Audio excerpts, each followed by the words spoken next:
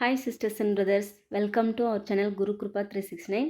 இந்த வீடியோவில் நம்ம வந்து சயின்ஸ் 6 to 12th டியூனோஸ் பார்க்குறோம் இல்லையா, சயின்ஸ் ரிலேட்டடாக இந்த பயாலஜியில் இருக்கிற டியூனோஸ் தான் நம்ம பார்க்க போகிறோம். இது வந்து எக்ஸாமுக்கு குரூப் 1, குரூப் 2, 2A, குரூப் 4 எல்லா எக்ஸாம்ஸ்க்கும் யூஸ் ஆகுது friends.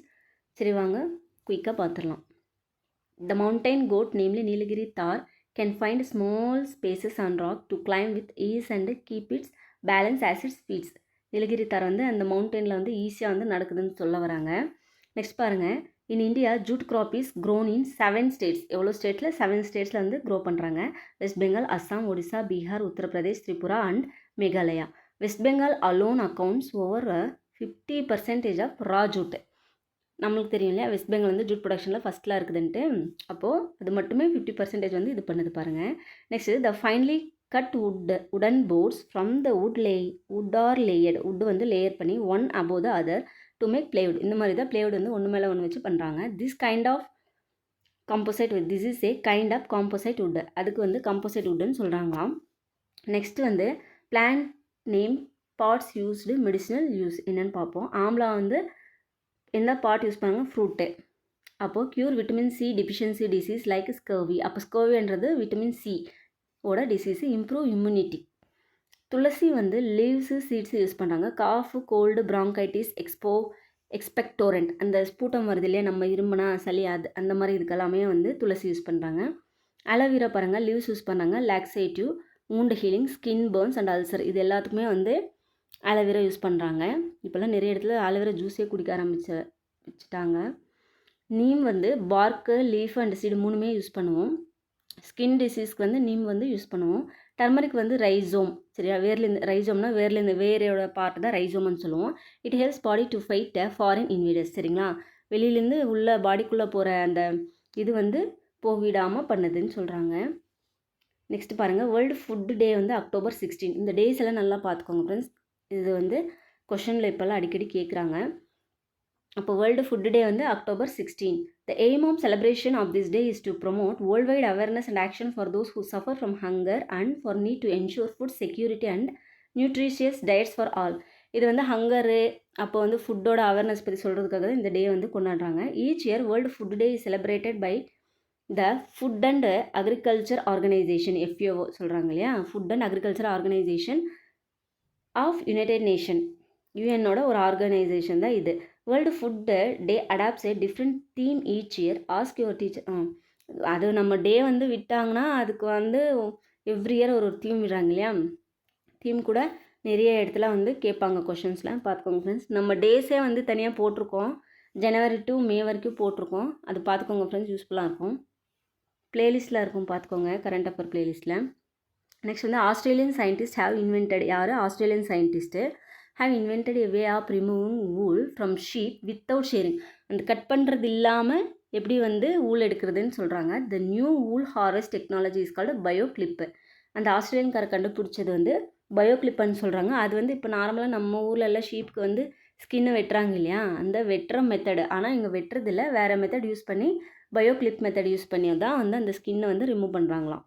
More to know, pure silk is one of the finest natural fibers and is said to be the queen of fibers.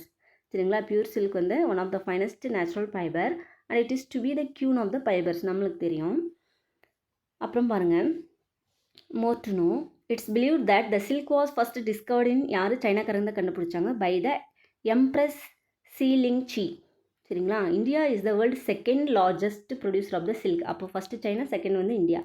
நம்ம இதில் வந்து தமிழ்நாட்டில் பாருங்கள், காஞ்சிபுரம், சிறுவாந்தாடு, திருபுவனம், ஆரணி, இதெல்லாமே வந்து சில்க்குக்கு ஃபேமஸான பிளேஸ்ன்னு சொல்கிறாங்க. Next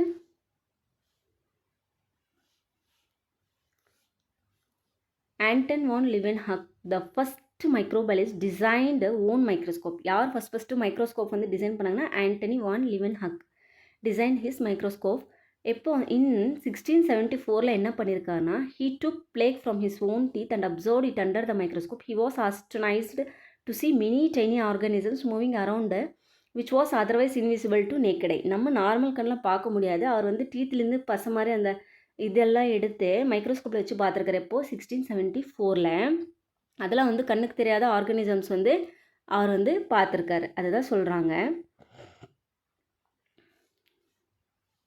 next more to know the protein free pathogenic RNA of virus is viroids. வைராய்ட்ஸ்னால் என்னன்னு கேட்பாங்க. ப்ரோட்டீனே இல்லாத ஒரு ஆர்என்ஏ தான் வந்து வைராய்டுன்னு சொல்லுவோம். They are found in plant cells and cause disease in plants. எஸ்பெஷலாக வந்து பிளான்ஸுக்கு தான் இந்த வைரஸ் வந்து டிசீஸ் காஸ் பண்ணுதுன்னு சொல்கிறாங்க. அப்போ வைராய்ட்ஸ்னால் என்ன? ஒரு ஆர்என்ஏ வைரஸ்ஸு, ஆனால் அதில் வந்து ப்ரோட்டீன் இருக்காது. சரிங்களா?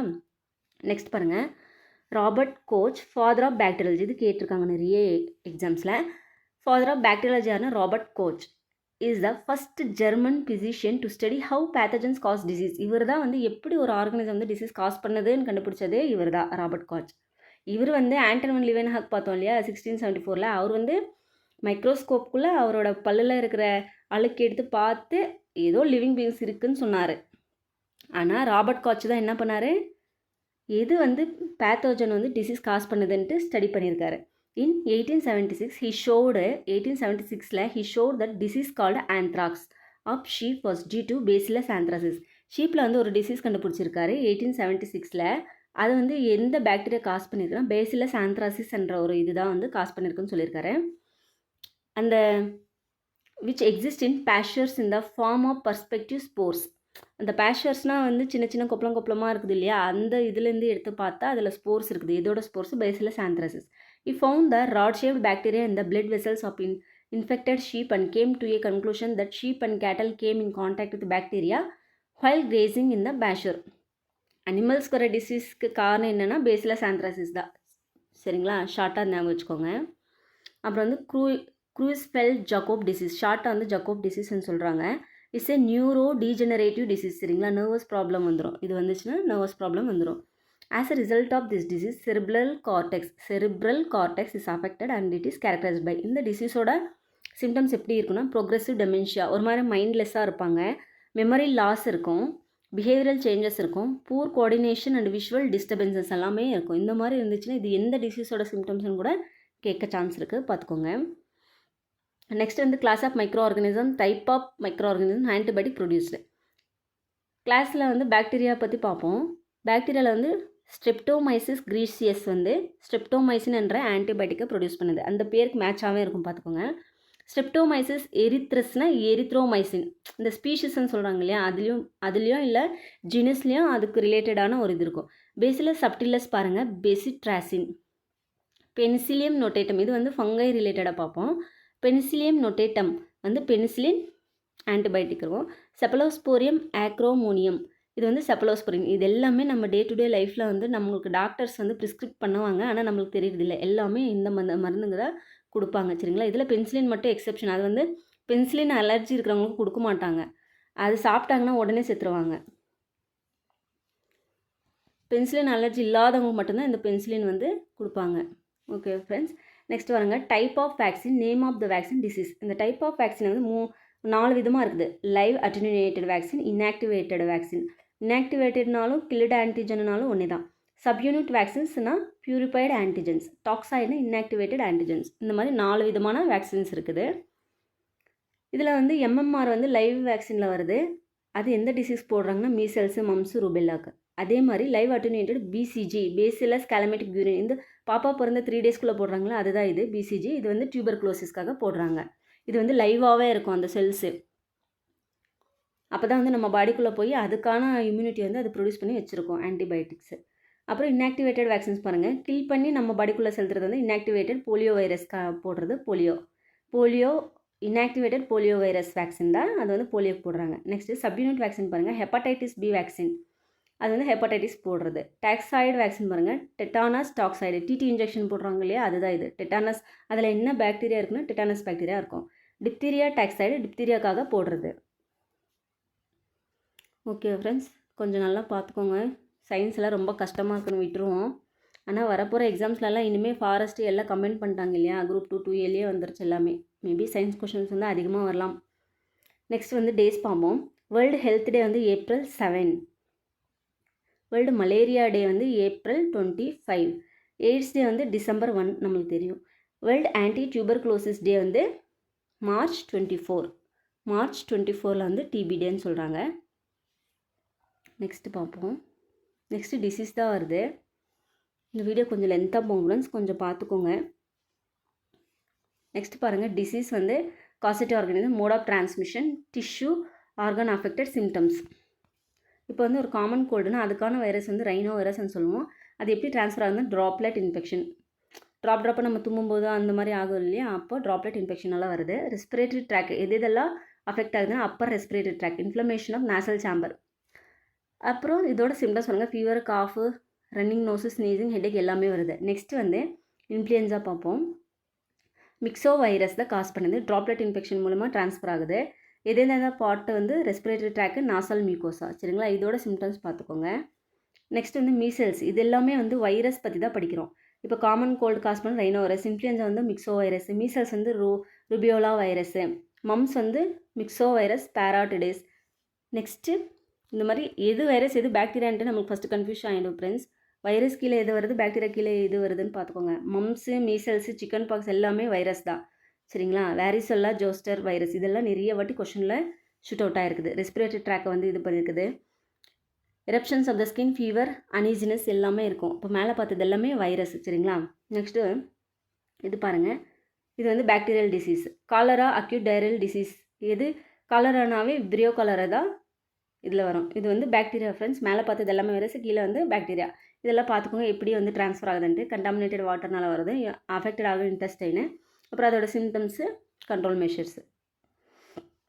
இந்த கலரை வந்து டயரியா நிறையா வரும் இல்லையா, அதனால் ஓஆர்எஸ் கொடுக்க சொல்கிறாங்க. Rehydration solution, oral rehydration solution. இது வந்து இது important. Rice watery stool, acute diarrhoea எதோட சிம்டம்ஸ்ன்னு கேட்பாங்க.